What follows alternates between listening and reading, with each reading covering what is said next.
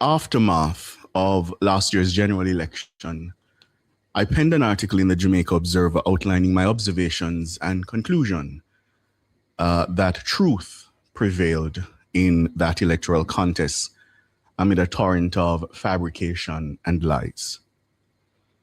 And I made the observation that while others narrowly focused on the immediate outcome of the contest, that's the fact that the JLP and Andrew Holness had won, I was more interested in what the victory meant for the stability of our democracy and the importance of truth and decency to that process.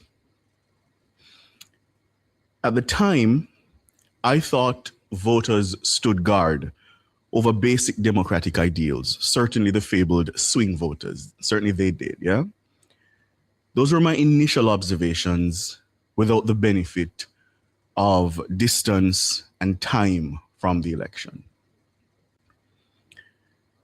Now, having had the benefit of 4 months past, a new reality is beginning to reveal itself. The election was important because of its choice of experience and battle-tested leadership in an increasingly volatile and uncertain world. And that's important because we're waking up in a world that's being fundamentally reshaped. And whether you like Andrew Holness or not, and I've long been a proponent of the fact that you don't have to like the guy, you don't have to like him at all. But whether you like him or not, you have to admit that in these uncertain times, someone tested and proven is the best bet to navigate the turbulent global environment we now face. Without hyperbole, I think Andrew Holness was made for this moment. And in this moment, we must say to him, you must not fail. Consider the facts. A warming planet and changing climate has left this region, Jamaica, uniquely exposed to weather shocks entirely outside of our control. Our infrastructure, roads, schools, hospitals, and our people are threatened by ferocious hurricanes. So too are hard-fought economic gains threatened. When you step back and assess the situation without the political blinkers and colored lenses, who best to guide the country and push the international community than a leader who has been at the fore of the fight for climate justice at the highest levels of climate diplomacy? Holness has been that leader. Yes, not with fanfare, not with flamboyance or particular rhetorical flourish, but he has been there. Ask Antonio Guterres or Justin Trudeau of Canada. Holness is also ably assisted and supported by Matthew Samuda, a man who has been passionate about these issues from he was a boy. I think that combination of international experience and diplomacy and raw passion and zeal are important as we navigate the climate space, knowing well that this threat is existential for us. Jamaica's voice must count strategically on the world stage. Then consider the geopolitical realities of this region. Trump's military strike on Venezuela, his capture of its leader, and his exercise of raw power over the hemisphere have vindicated people like Kamina Johnson-Smith. And I know we often forget, we like to forget in this country, and so I will remind you the diplomatic storms that she has weathered. It was the same Kamina Johnson-Smith who came under sustained pressure in 2019 when she stood for Jamaica's interests first and foremost over all appeals to blind friendship and loyalty to a Venezuelan regime that was terrorizing its own people. I vividly remember the allegations that Holness and his lot were dissing our friends in Venezuela. That's what people said at the time, and that they had become a puppet of the imperialist US government. It was a similar story on the fraught issue of Israel and Gaza. So ask yourself, how do those allegations now fare in a world where it is clear one has to choose friends very carefully and closely and ensure that all interests are always protected. Those who would have chosen symbolism over pragmatism were wrong then, and they are wrong now. But more than that, it shows the importance of experienced diplomacy, a steady hand and measured leadership in the conduct of foreign affairs. Again, this government has proven its dexterity and know-how to navigate diplomatic crises, and to do that in a way that does not sacrifice Jamaica's interests, which are the only interests that matter. Let us be very clear about that. Again, Andrew Holness and Kamina Johnson-Smith appear to me made for this moment. There's the rebuilding effort from Hurricane Melissa, another major crisis that our country must navigate in the coming months. Here again, I find reason to be optimistic. There's reason to be optimistic because this is the government that weathered COVID-19, a once-in-a-century pandemic, and they took Jamaica out on the other side better for it.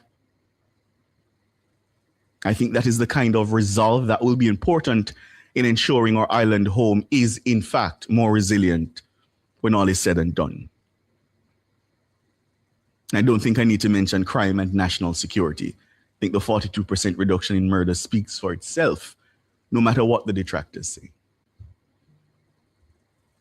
But in dismissing those detractors, we must be mindful that reasonable voices can and should raise questions about police fatalities and claims of abuses. So then, why have I seemingly joined the Holness Cabinet's cheering posse this morning?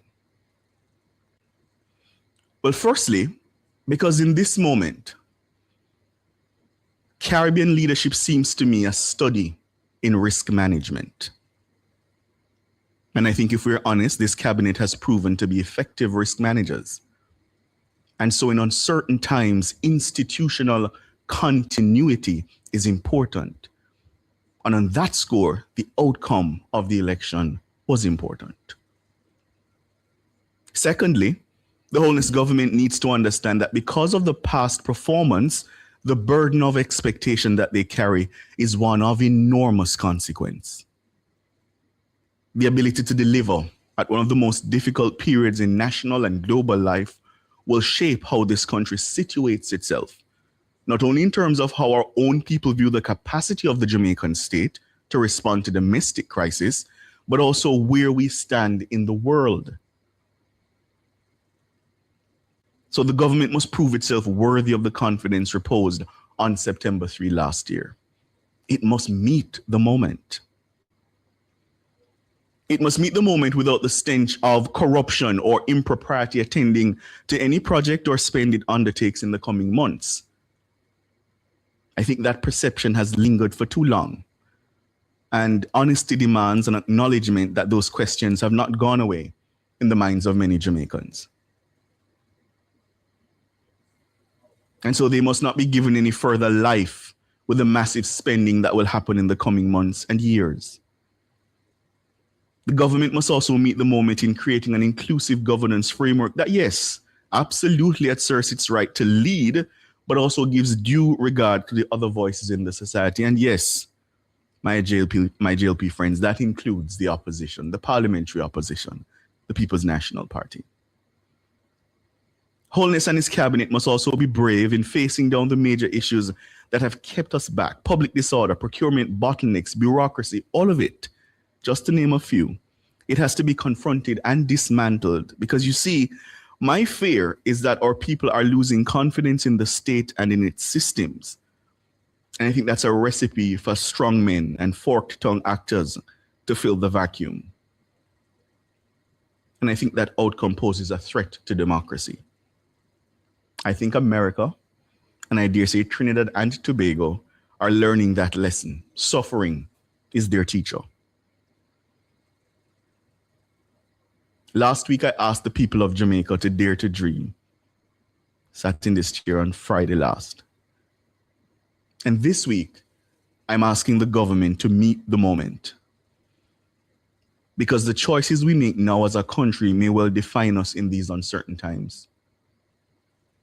I think most Jamaicans should be happy that this is not a government with training wheels on. It's not a government populated by novices. It is tried and proven. And I think that's all the more reason for us to demand that in this moment, this very difficult, uncertain moment, that they deliver. We must demand that of them. We should accept no less. Up on the break, after the break, your calls. My hands were steady, my eyes were clear and bright.